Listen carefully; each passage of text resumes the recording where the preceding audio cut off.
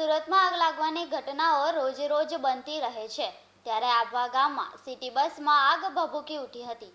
City bus જ્યારે પાર્કિંગમાં મૂકવામાં આવી હતી ત્યારે અચાનક આગ ફાટી નીકળી હતી।